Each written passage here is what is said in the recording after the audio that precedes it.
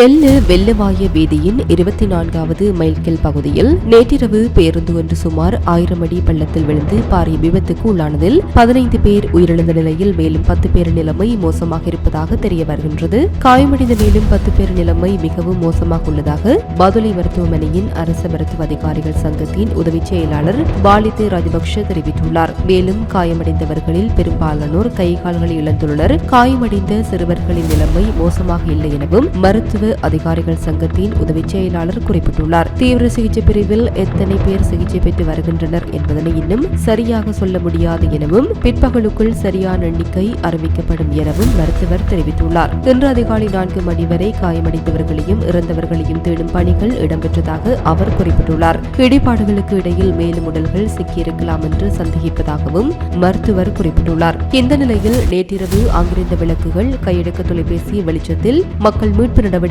ஈடுபட்ட விடயம் நெகிழ்ச்சியை ஏற்படுத்தியுள்ளதாக அதிகாரிகள் தெரிவித்துள்ளனர். மீட்புக் குழுவினரின்றி போராடிய சந்தர்ப்பத்தில் இந்த இரவில் யாரால் சென்று காப்பாற்ற முடியும் என வினவிய போது பிரதேச மக்கள் நாங்கள் சென்று மீட்கின்றோம் என தைரியமாக தெரிவித்துள்ளனர். அதற்கமைய கயிறுகளுடன் சென்று பல மணி நேரம் போராடிய மக்கள் சடலங்களை தோளில் சுமந்து கொண்டு வந்ததாக தகவல்கள் தெரிவிக்கின்றன. விபத்தில் காயமடைந்தவர்களை காப்பாற்ற சென்ற இருவரும் சம்பவத்தில் காயமடைந்துள்ளதாக போலீசார் தெரிவித்துள்ளனர். அதிக இருள் சூழ்ந்த பகுதியில் அந்த பகுதி மக்கள் காப்பாற்ற முன்வந்ததற்கு போலீசார் நன்றி தெரிவித்துள்ளனர். இந்த நிலையில் குறித்த பேருந்து எல்ல திசையிலிருந்து வெள்ளவாய திசை நோக்கி பயணித்த போது எதிரே வந்த ஜீப் வண்டியில் மோதி பள்ளத்தில் பாய்ந்து கவிழ்ந்துள்ளதாக போலீசார் தெரிவித்தனர். விபத்து தொடர்பாக குறித்த ஜீப் வண்டியின் சாரதி கைது செய்யப்பட்டுள்ளார். நேற்றிரவு 9 மணியளவில் இடம்பெற்ற இந்த பேருந்து விபத்தில் 15 பேர் உயிரிழந்ததுடன் மேலும் 18 பேர் காயமடைந்து வைத்தியசாலையில் அனுமதிக்கப்பட்டுள்ளனர். 11 ஆண்களும் 7 பெண்களும் காயமடைந்து வைத்தியசாலையில் அனுமதிக்கப்பட்டுள்ளதுடன் அவர்களில் 5 குழந்தைகளும் அடங்குவதாக தெரிவிக்கப்படுகின்றது. உயிரிழந்தவர்களின் சடலங்கள் தேர்தலாவு பதுளை மற்றும் பண்டாரவளி வைத்தியசாலைகளின் பிரேத அறையில் வைக்கப்பட்டுள்ளன. விபத்து தொடர்பான மேலதிக விசாரணைகள் போலீசாரினால் மேற்கொள்ளப்பட்டு வருகின்றது.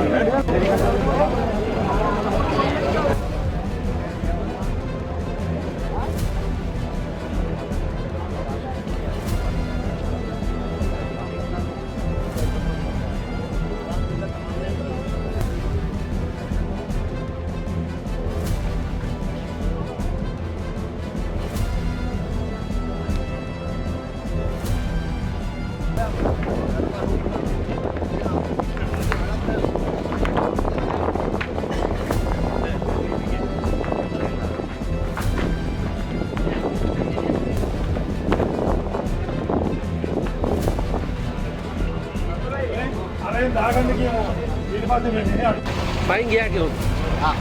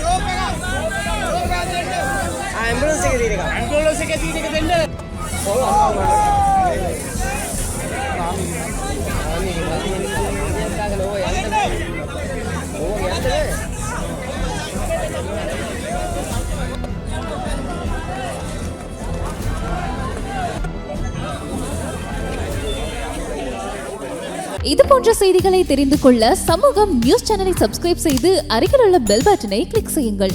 மேலும் இது போன்ற செய்திகளை உடனுக்குடன் தெரிந்து கொள்ள சமூகமீடியா.com என்ற இணையதளத்தின் வாயிலாகவும் எங்களுடன் இணைந்திருங்கள்.